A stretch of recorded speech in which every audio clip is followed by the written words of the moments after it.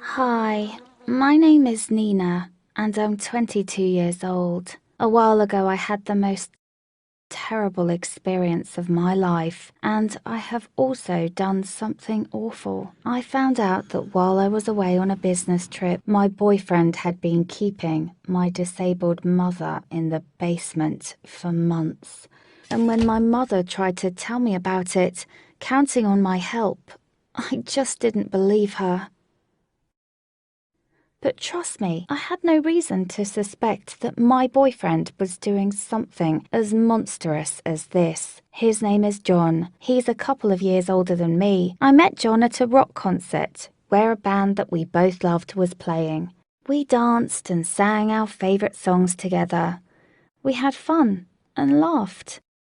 I'm usually not that easygoing with guys.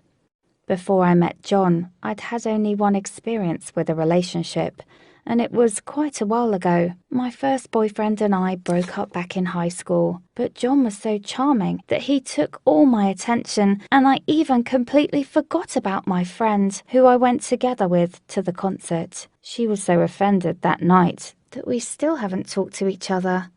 But at that time, of course, I wasn't thinking about her at all, especially since John and I started dating, and soon I invited him to move into my place. John was from another city, and he could not afford to rent an apartment of his own, so he shared a small flat with 3 other guys, while I had a big house, basically, all to myself. John was a novice IT worker and worked remotely, so he needed a comfortable environment in order to be able to concentrate and do his work properly. He happily agreed to move in, although he knew that I was studying a lot and that I had spent most of my time at the university, and John was not all that concerned about a huge responsibility that I was about to put on his shoulders. The thing is that my mother, who I lived with, was seriously ill, and her illness is still incurable. When I was 11 years old, my mother was diagnosed with multiple sclerosis. Mum has problems with her nerve cells. They seem to self-destruct in an arbitrary and unpredictable order, and she gradually turned from a young and energetic woman into a constantly depressed creature with various nervous disorders. But besides her mental health, her physical health was seriously shaken. Now Mum is completely incapacitated. She moves around the house in a wheelchair and is often out of control. She needs constant care, but I can't afford to pay for nursing services. Due to my mother's illness, I had to move out of the campus dorm and go back home. I spent 3 hours every morning and every evening just getting to and from campus. My life was nothing like the ordinary life of any ordinary girl, and the rock concert where I met John was the rarest exception to my ordinary life. When my relationship with John became serious enough, I immediately told him everything about my circumstances. But John was not at all discouraged by the fact that he would have to look after my mother. Oh, how grateful I felt toward him. At that moment, John seemed like a real prince from a fairy tale to me. I was finally able to devote all my time to my studies, and it paid off. I received my degree with honours, and shortly after graduation, I was invited to do an internship at a decent agency. I was educated in political science. The internship involved long business trips before the upcoming elections, and I had to travel across the states to attend the primaries. This meant John would have to live with my mother this whole time and look after her alone. I was afraid that John would refuse, but he supported me, even with that. I left, but I kept in touch with John via Skype, and I also talked to my mum on the phone from time to time.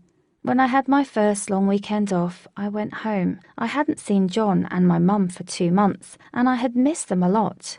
Only pleasant surprises awaited me. When I went inside, I barely recognised my home. I tried my best to keep the home clean and tidy, but John put things in order with his usual perfectionism. Everywhere was clean, the refrigerator was full of groceries and homemade food, and my mother, who left her room in her wheelchair to meet me, was well groomed, with her hair combed, and dressed in fresh, pleasant-smelling clothes. I saw that John had coped very well with the role of master of the house, and I seemed to have fallen in love with him even more. During our family dinner, the only thing I could think about was the time when I would finally get a chance to be alone with him and show him how much I missed him and how thankful I was for him. But then something happened that upset my romantic mood. I put my mum to bed and was about to turn off the nightlight when she suddenly grabbed my arm and began to beg me to kick John out. Mum said that he treated her just awfully and that when she started to annoy him, he would simply lock her in the basement of our house and that he fed her only once a day, even when she begged him for food.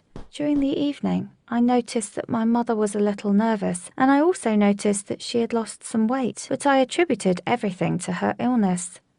I didn't believe her. Moreover, I gently scolded my mother, saying that she was lying about John just to get attention, and that I couldn't come back home until my business trip was over. Mum silently listened to my answer and turned her face to the wall. Well, in 2 days, I left without telling John about this strange conversation. I again plunged into my work, but I could not get my mother's words out of my head. Yes, I still didn't believe her, but at the same time, what kind of daughter would I be if I ignored my mother's complaints? I began to have doubts, and I came up with a way to check everything out. Usually, I spoke with John via Skype at the same time of day. It was convenient for my schedule. But one day, I left work a little earlier to call John at an unplanned time. Since he sat at the computer almost all the time, I was sure that he would answer, and so it happened. I had a conversation as usual, and then very suddenly I asked John to bring my mother to the camera. I said I missed her and wanted to see her and say hello. Not a single muscle flinched on John's face, but he moved away from the camera for a long time. And when he returned with my mum, I noticed that her hair was really greasy, and although she looked pretty well, she for some reason kept looking at John while talking to me, but she repeated several times that she was fine. I waited for her to give me any signal that something was wrong, but there was clearly none. Well, I decided that my mother had made everything up that evening. A little more time passed. I came home again for the weekend, and I unexpectedly discovered that John was alone. He told me that my mother suddenly felt much worse and that she had to be taken to hospital, and that he just didn't have the time to tell me about it. I was so scared. I grabbed my purse, called a taxi, and immediately rushed to the hospital. There I found my mother in a terrible state. I've never seen her like this before, and it hurts me to even describe it. She could barely speak. Her arms and legs were trembling the whole time, and she couldn't raise her head from the pillow. My mother had another visitor at the same time. It was a very elderly woman. She introduced herself as our neighbour and attacked me with accusations. This old woman said that I had left my mother with a real monster who kept her in the basement. Looking at my shocked face, the neighbour explained that my mother ended up in the hospital while trying to escape. She saw my mother driving in her wheelchair down the street and calling for help. Much later, I found out that when John left my mother alone in the house, she somehow secretly from John managed to hide the key to the doors in her clothes that led from the basement to the backyard. And the next time that he locked her in the basement, she managed to open these doors and get out using her wheelchair, moving up the steep ramp. I can't imagine what these efforts cost her. And of course, she couldn't go too far. She only made it to the neighbouring house, trying to call for help, when John ran out of the house and dragged her back inside. After that, he had to call 911 because my mother felt much worse. I couldn't believe my ears. I asked this old woman why she didn't call the police if she had witnessed this. In response, she was even more amazed and said that she was a lonely, defenseless old woman and that she would not risk her life to go against a maniac like John. It was only when the paramedics arrived that she went to them to ask which hospital my mum would be taken to. I couldn't believe that this was actually happening. I went home, totally driven by my emotions, and pounced on John with accusations. And suddenly, my always calm boyfriend became furious. He didn't deny the words of this old woman. He accused me of turning him into a nurse for my disabled mother. John said that he had stopped feeling like my boyfriend a long time ago, and I was just using him. I was speechless. At that moment, I realized what my mother meant when she said that she annoyed John. I demanded that he get out of my house, otherwise I would call the police. After I kicked John out, I had to leave my job at the agency. I think this put an end to my career, but I had to wait for my mum's discharge from the clinic. The doctor had already warned me that after having experienced this much stress, my mother would become even less capable. Now I'm going to sue John, although I understand that I have no reliable evidence of his actions. I don't know what to do next. This has really turned into some